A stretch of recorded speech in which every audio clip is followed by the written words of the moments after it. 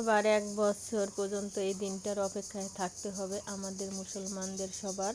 দেখতে দেখতে কেমন করে 30টা দিন, 30টা রোজা চলে যাচ্ছে। আর মাত্র 2 দিন বাকি। 2টা রোজা শেষ হলেই 30টা রোজা চলে যাবে। এবারকার রোজাটা অনেক সুন্দর হচ্ছে। নাই কোনো ক্ষুধা তৃষ্ণা, নাই কোনো পানি পিপাসা, নাই কোনো ক্লান্তি। অনেক সুন্দর রোজার দিনগুলো কাটতেছে আলহামদুলিল্লাহ। অনেক সুন্দর মতো সবাই রোজা রাখতে পারতেছে। আর প্রতি বছর রমজান মাসে সবার ঘরে ঘরে মসজিদে ইফতার দেওয়ার আয়োজন চলে, গ্রামে ইফতার দেওয়ার আয়োজন চলে আমাদের এলাকায়।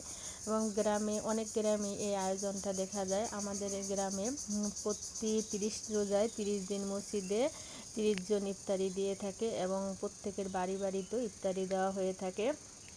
আমাদের বাড়িতে আজকে মসজিদ ইফতারি দেওয়ার এবং আশেপাশে প্রতিবেশীদের বাড়িতে ইফতার দেওয়ার জন্য সব কিছুর আয়োজন চলতেছে। বাবুর্চি সাহেব সব কিছু রেডি করে নিচ্ছে। বাবুর্চি সাহেব সব কিছু করবেন।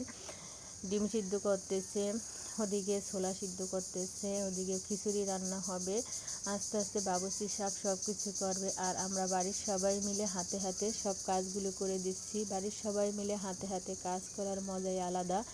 আর করতে ভালোই লাগে। রমজান মাসে রোজা রেখে সবার জন্য ইফতার রেডি করা, আশেপাশে মানুষের বাড়িতে ইফতার দিয়ে আসা, মসজিদে ইফতার গুছিয়ে দেওয়া অনেক ভালো কাজ এবং ভালো লাগে। সবাই আমরা আনন্দের সহিত এই দিনটা করে থাকি, কাজগুলো করে থাকি।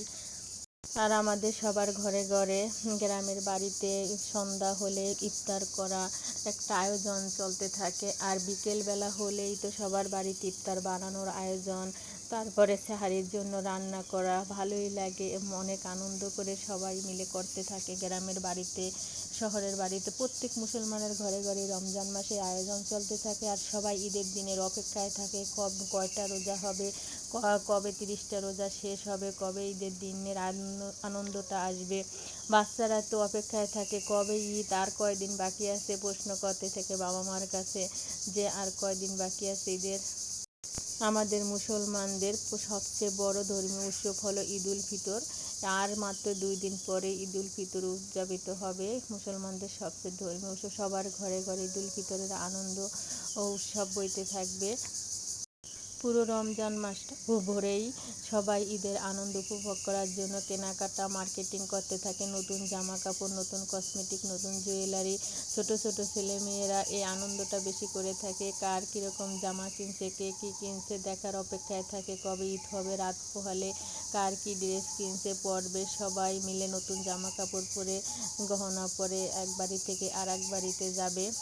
এই আনন্দ তারা উপভোগ করতে থাকে, এর অপেক্ষায় সবাই থাকে। এদিকে মসজিদ ইফতারি নেওয়ার জন্য সব কিছু রেডি করে নিয়েছি, রান্না হয়ে গেছে। এই দিনটার জন্য 1 বছর অপেক্ষায় থাকতে হবে। সবাই ভালো থাকবেন, আল্লাহ হাফেজ।